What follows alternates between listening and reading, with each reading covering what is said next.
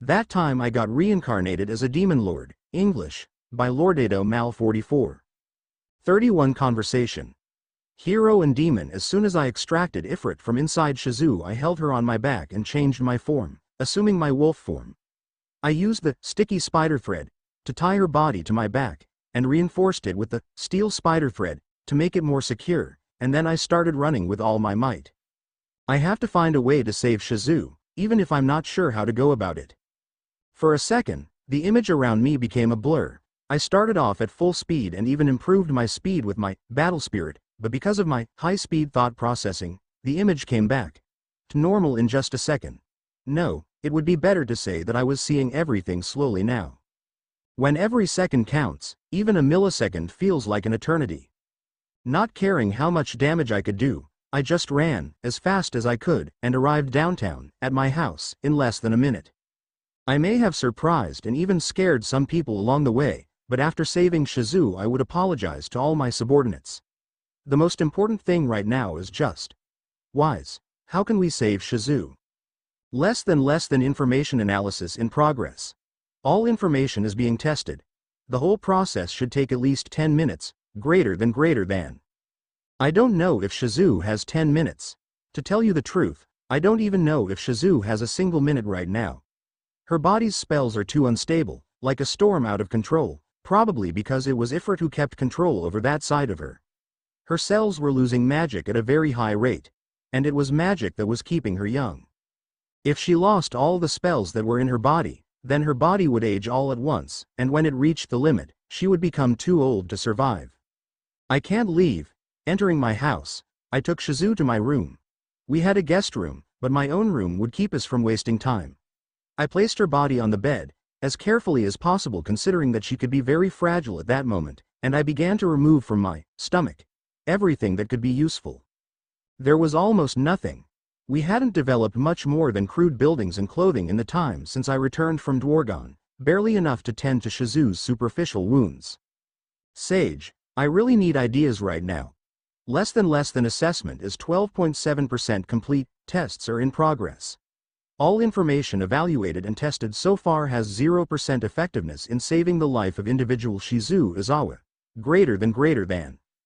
Okay. Damn it, Sage, please save her. Less than. Greater than. The thought of calling out to Petulant Kun crossed my mind. She has the extra skill, wizard. An extra skill I don't have, and maybe she's stronger with that skill than I am with Great Sage. At least, when it comes to learning how to use magic, she taught herself, which is already above what I can do. Less than. Greater than, but it's useless. In these last few months that we've spent together, Petulant Kun has already explained to me the logic of each of the spells she's capable of using, and the sage knows all of them. If the sage knows about these spells and hasn't notified me, then he's probably already tested them, meaning they aren't effective in saving Shizue. Wise, let me know of any possibility, even as long as it's above 0%. Less than understood. Greater than, Slime-san. Shizue-chan. I turned to Shizue, who was on the bed, and jumped onto the bed so she didn't have to turn around to talk to me. Her body was definitely exhausted by now, so the more she can rest, the better the chances I'll be able to save her. Despite that, there was something in her gaze. Something that told me that Shizue wasn't afraid of how death was closing in on her. It was almost as if she was relieved by it. Slime-san. Is it okay if we talk a little? Fine.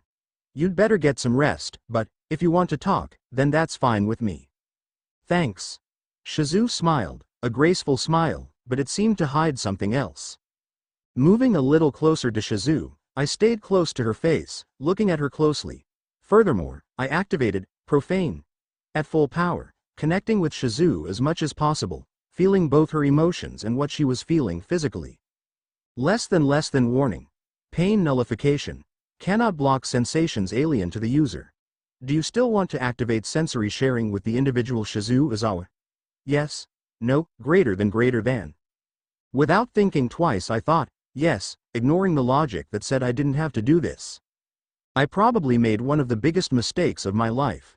A sharp, pulsing, deep pain shot through my body, a different level of pain than anything I'd felt before. Even when stabbed, which led to my death in my old world, I hadn't felt this much pain. It was like every cell in my body was screaming in pain. 1,000 times worse than being stabbed but full body. I nearly lost the ability to maintain my body's physical form for a second, but with all my strength I prevented this from occurring. Shizu was feeling all this pain even now as she had a clean expression on her face. How could I not bear the same? Furthermore, the sadness she was feeling in her heart was much worse than the physical pain she was feeling. After all, what's with these deep feelings? Is this what happens when a person lives as long as he did? I told you before, didn't I? About how I was summoned into this world. About my city being bombed. Yes, you said. I wasn't alone at that time. I was with my mother, but we were trapped among the rubble and the flames. At that moment the summoning probably saved my life, but that was the last time I saw her. My mother. Shizu was just a child when she was summoned into this world, forced to use the evil spirit that was trying to take control of her in order to survive. I, who came as a young girl, can't even imagine how hard it must have been for her to go through that kind of thing. I didn't have a good relationship with my parents, that was a fact. They were very fond of my older brother and both my father and mother spent all their time giving my brother all their attention. Because of that, even if I also sometimes needed company, help or advice, I never found that kind of thing with them. Of course, that doesn't mean I hate my parents. Maybe my brother, but not my parents. I'm just not close enough to my parents to miss them that much, even now. The opportunity to be in another world is actually much more exciting for me, and if I have any regrets, then those regrets would be my friends like Tamura and Sawatari who had to watch me die, and the fact that I never saw Sahara again. I wonder how she is these days. Demon Lord Leon Cronwell-sama. He was the one who summoned me. He saved my life and he was the one who gave me Ifrit. Because of that I was able to live in this world. And was it a good life? For a while. Shizu closed her eyes, putting her arm over her eyes as if the light was bothering her eyes. Even so, I knew better than that. Now, without the Ifrit inside her and with her powers slowly leaving her body, Unholy was able to penetrate even deeper into Shizu's mind, soul. Because of that, I was able to catch a glimpse of what Shizu was remembering. I could see a Shizu, a 13-year-old Shizu at the most, walking among the trees in a forest. Behind her, the image of a palace, beautiful, almost resplendent, but that still had a dark aura around it. It was truly a palace worthy of being a demon lord's castle. I continued serving Leon Cronwell-sama for quite some time. I grew up among the soldiers, I did the training and I got stronger. I didn't feel sad, so I thought I was happy. I even had friends among the knights, even though they were way older than me. Still, one day, another girl appeared in the picture, a girl with light brown hair. She had in her arms a small creature, a fox, or what looked like a fox, about the size a child could carry. I made a friend. Me and her together, I felt like a kid again, even so. The image of a pillar of fire suddenly appeared in the picture, and a severe headache hit me. Hurt and sadness, so strong they could send a person into depression in a single instant, and she had been holding it all in, for all these years. I killed her. Ifrit killed her, but in the end, it was my hands that killed her. I think it was around this time that I really started rejecting Ifrit with all my might. It was around this time that I understood the weight of all lives that I had taken so far just to receive the praise of my superiors. Human beings are capable of doing horrible things. But that wasn't because you wanted to. You were just a child. There's no way you were strong enough to stop Ifrit. Still, I did. I did not say anything. It wasn't like I could comfort her. It's not like I understood this situation of hers to comfort her in the first place. And me? What if I was in that same situation?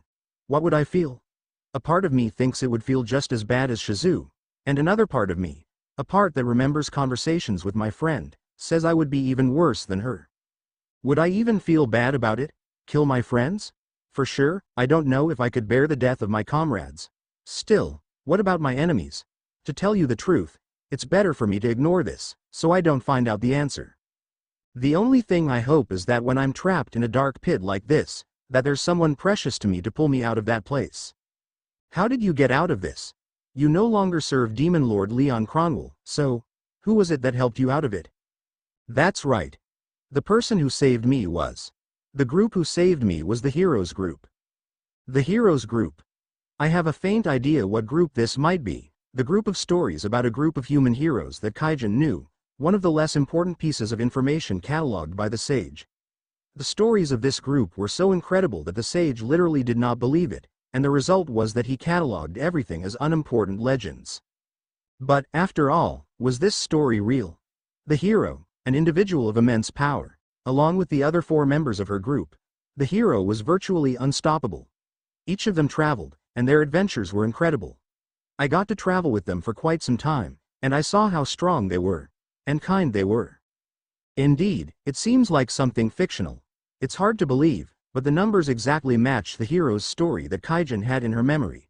There's only one detail. How long can the hero live?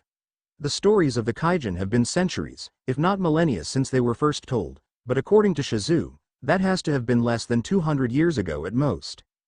Less than warning. Humans can have increased life expectancy as they evolve. Conditions are still not fully understood, but the evolution of a human can live hundreds of years. Greater than. Oh, really? I think that explains a bit. It makes sense that a human who is so strong as to face monstrosities like Veldora cannot easily die of old age, or humans would be very screwed. Maybe that's why humans could have survived this long. Less than.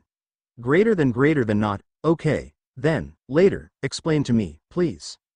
Still, I couldn't stay with them for long. The heroes started disappearing, one by one, until the last one. The hero had to leave me behind, in the Adventurers Guild. I tried to follow the lead. Her example and doing good for everyone, but I'm so tired. I can't understand it. Despite the appearance that Shizu has now, the appearance of someone who is younger than I was at the time I died, she was much older than I am. She had lived a lot longer than I had, so much so that she could tire a person out. So that's the weight of longevity? The weight of living while she watches others die, and on top of that, having to deal with her feelings for so long. I hope I don't look like her. Slime-san, can I ask you a favor? You can. Ask for anything, Shizu-chan. If I can do it, then, I promise I'll find a way. Devour me. I froze for a second. Eat me, is that what she said? What does she mean by that? I don't want to die in this world. I don't want my body to be swallowed up by this world. This world I hate. I don't want to be in this world, until the end. For so long I've been trying to keep my humanity. I don't want this world, which I hated so much, to be the place of my grave. My body froze. I was shaking. It wasn't pain, it wasn't fear. What I was feeling coming from Shizu at this moment was relief. The request she made, even though it was something so big, she just didn't care anymore. Shizu had already given up on her life. Please, Slime-san, allow me to rest within you. You, who devoured the curse that consumed me for all these years. Allow me to rest within you too. I answered Shizu's request. I couldn't think of a response to Shizu's request. Was I supposed to answer yes to this request? Serious? There was no way I could do such a thing? Even though the amount of time we spent together was so little, I cared for Shizu, perhaps as a compatriot, perhaps as something more, enough to not want her dead. How could I just devour her body without caring, as if she was no different from the mindless monsters I had devoured so far? And then, a moment of enlightenment came to me. I've been doing this countless times by now, haven't I? I would just go to some creature, be it the one that messed with me or I was the one that was interested in their skills, and then I would use my skill to devour that creature. I didn't care about the interests, intelligence or even rationality of these creatures. I just classified them as a monster and ignored the rest. What about Shizu? Before I knew it, Shizu-chan's hair had turned white, her body wrinkled with old age. So, have I failed yet? I wanted to cry, wanted the tears to roll down my face, but like a monster, like a slime, I couldn't even do that. That's what being a monster means, isn't it? The fact that the lives of humans are in your hands. I could feel Kabul, Guido and Eren. They were coming towards my house, probably to see Shizu's state after that message I sent, but at the current rate she wouldn't survive until they arrived. I wrapped Shizu's body. As if to leave such a thing. Doesn't she want to be a monster? Does she hate this world? Pack her will? Profane?